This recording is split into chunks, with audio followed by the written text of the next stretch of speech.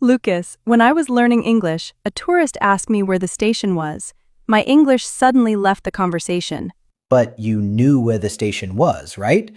Please tell me the station was not a mystery building.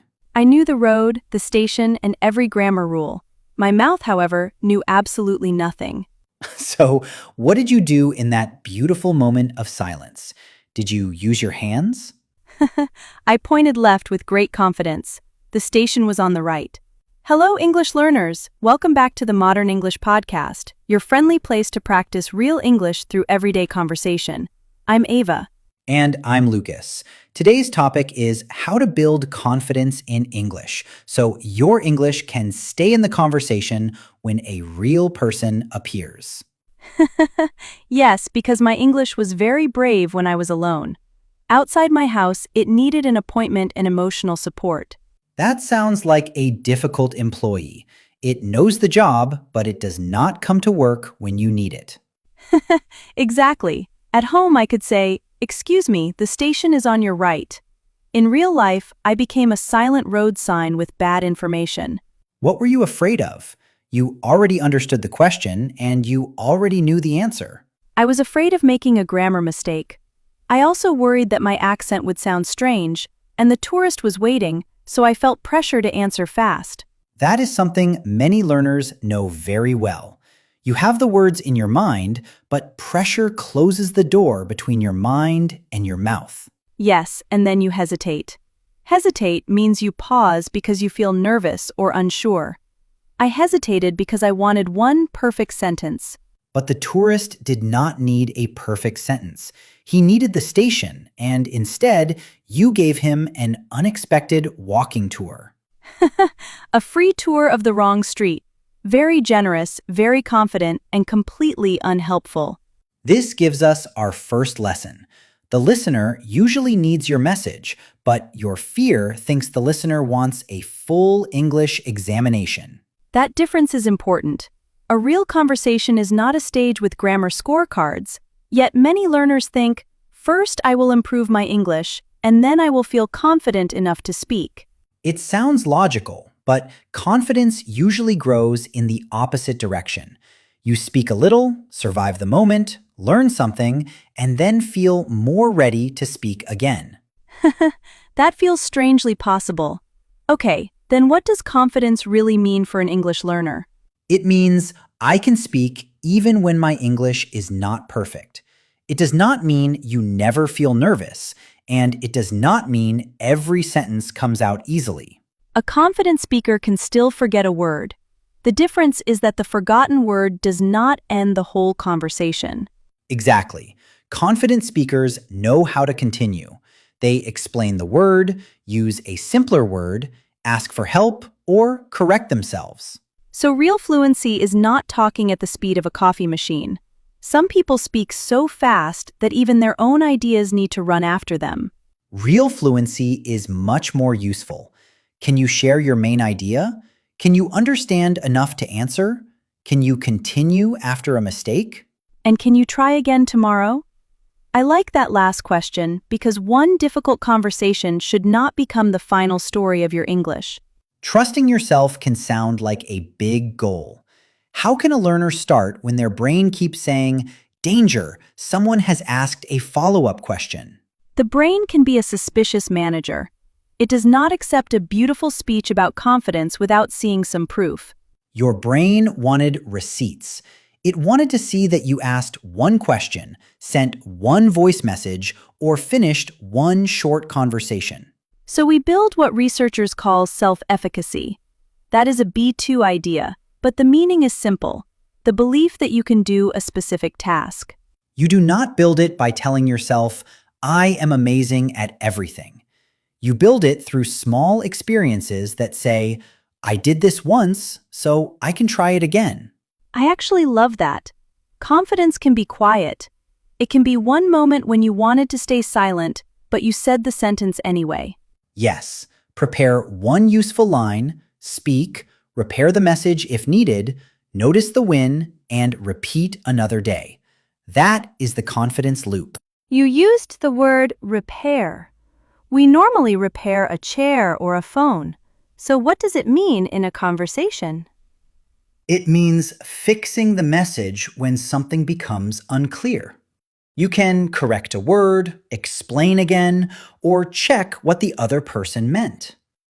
We have to talk about accents because many learners connect accent with confidence. They believe they need to sound American or British before people will respect their English. Improving pronunciation is useful, but losing your natural accent is not the main goal. The goal is intelligibility, which means being clear enough for another person to understand. So I can keep my own voice and still become clear? That sounds much more comfortable than pretending to be someone else. You do not need to borrow another voice, Ava. Your own voice already makes people listen. That sounded less like pronunciation advice and more like a small poetry accident. I remain professionally committed to clear speech. The research is very emotional today. Fine, Professor Emotional Research. Tell us how learners can become easier to understand without changing who they are. Slow down a little, but do not speak word by word. Stress the important words, pause between ideas, and use shorter sentences when the message is complicated. Instead of pushing everything into one breath, I can say, I cannot join the meeting today. I have a doctor's appointment. Can we talk tomorrow? Perfect. Simple sentences can carry serious ideas. Complicated grammar is a tool, not a ticket you must show before entering a conversation. There is another side of fluency that learners sometimes forget. Speaking is not only producing words, it is also understanding the person in front of you. Let us test that.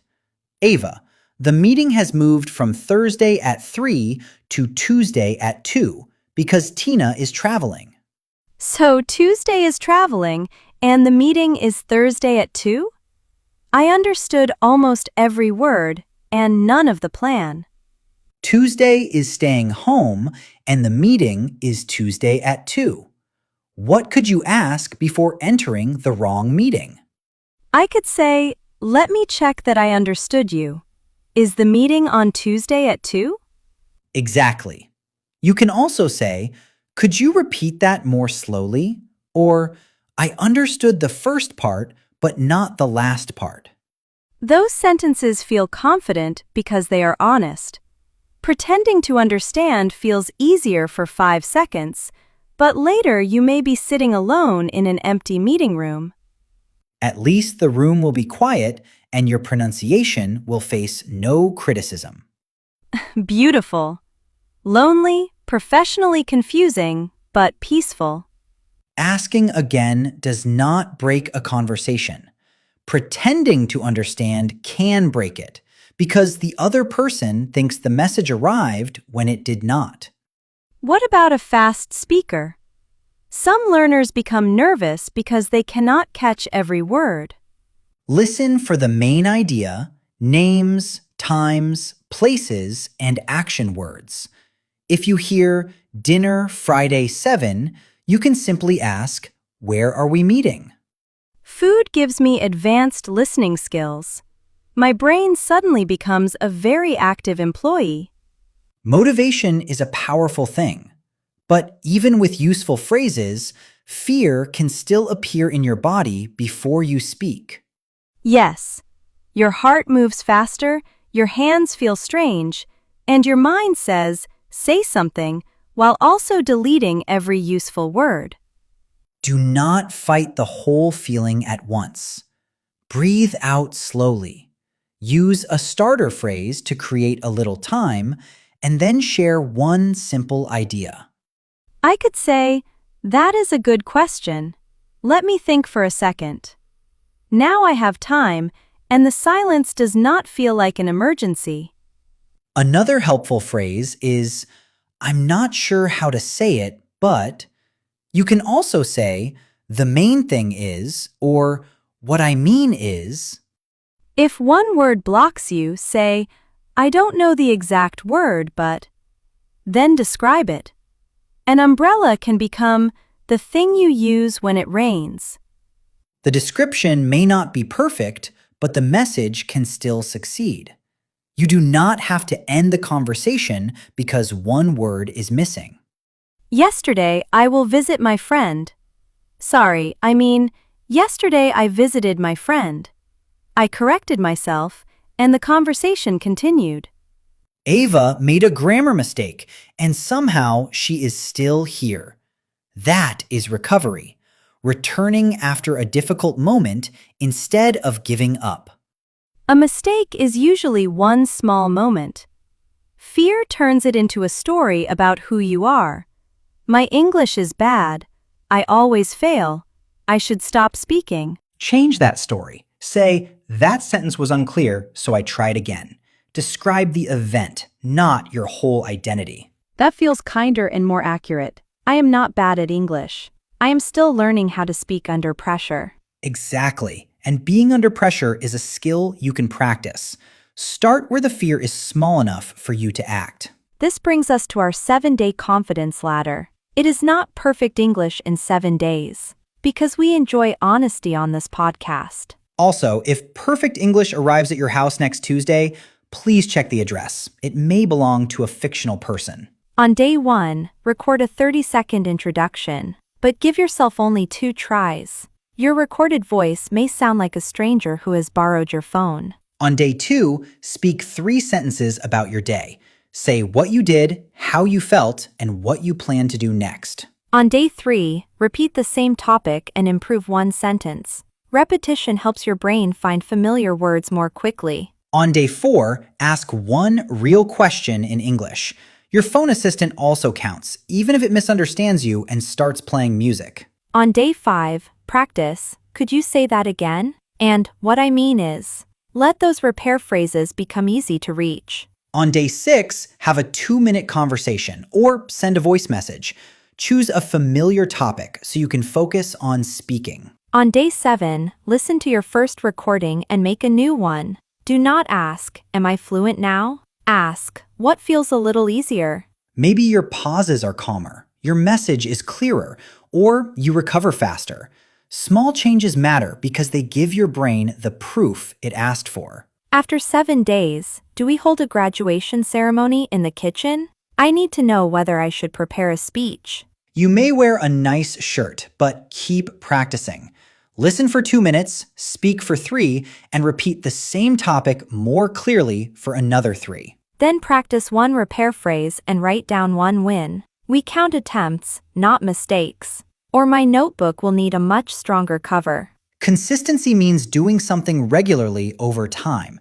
10 daily minutes can build more confidence than 1 heroic Sunday followed by 6 silent days. Someone once told me that speaking slowly made me sound less intelligent. For a while, I tried to push every sentence out faster. Someone told you that? Was this a teacher, a friend, or a person whose advice we should quietly place in the trash? That question became very personal very quickly. Stay with the lesson, Lucas. Of course. My professional point is that speed does not prove intelligence, and a calm pause can make your idea stronger. Your professional concern has been noted. And yes, when I slowed down again, people understood me better and I felt more like myself. That matters because English is not only a school subject. It can become a life skill that helps your real abilities reach other people. It can help you explain an idea in a meeting, answer an interview question, understand instructions, travel more easily, or join an international community. English does not guarantee success, and speaking English does not make one person more valuable than another, but it can open another path for communication and opportunity. I like this sentence. English does not create your talent. It helps more people see and understand the talent you already have. I learned that in a difficult way.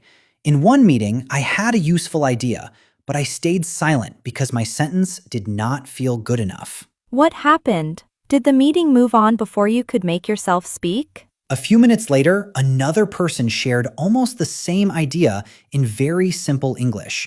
Everyone liked it, And I sat there thinking, I had that idea too. That must have hurt, not because the other person spoke, but because fear kept your own voice out of the room. Yes, I realized that a useful idea cannot help the room while it is trapped inside your head.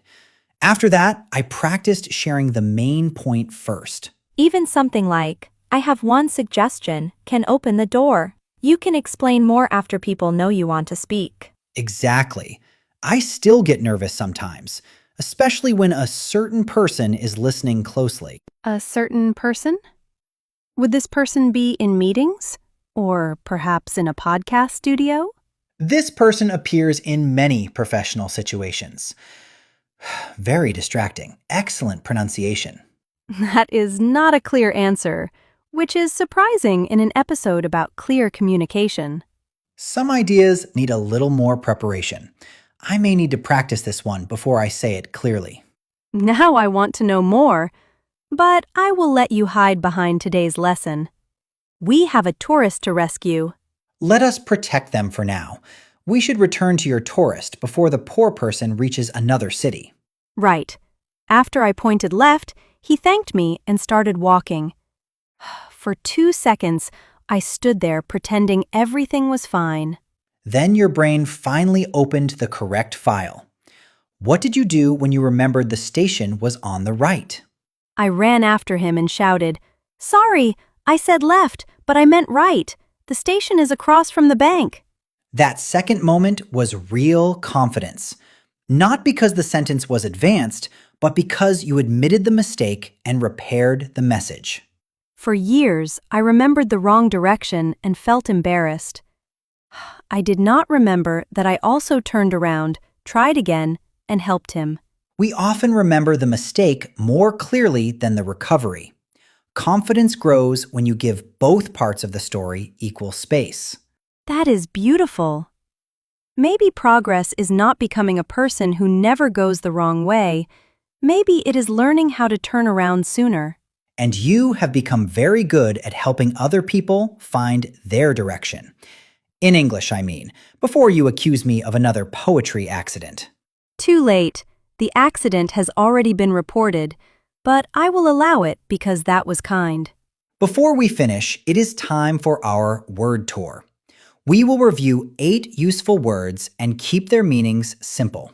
Confidence is the belief that you can do something. Fluency is the ability to communicate smoothly enough to continue, even with some pauses. Hesitate means to pause because you feel unsure. An accent is the natural way your speech sounds because of where or how you learned a language. Clarify means to make something easier to understand. Recover means to return after a problem, like continuing after you forget a word. Consistent means doing something regularly. Progress means movement toward something better, and that movement can be slow, quiet, and completely real. Let us finish with one small action. Complete this sentence in the comments. My next small English step is. Maybe you will record your voice, ask a question, or speak for 2 minutes. Make the answer specific, because a clear promise is easier to follow. Then read another learner's comment and give them a little support. And if this conversation made English feel less scary, please like the episode. It helps more learners find our friendly little corner. Subscribe to Modern English Podcast so you can practice with us again. Confidence grows through regular contact, and we would be glad to be part of your routine. Remember, you do not need perfect English before you speak. You need one clear idea, one small step, and permission to try again. Your voice does not have to be perfect to matter. It only has to enter the conversation. Thank you for spending this time with us. Keep learning, keep speaking, and please check the direction before you confidently point left. That final advice comes from experience. We will see you in the next episode of Modern English Podcast. Bye for now, everyone. Take your next small English step today.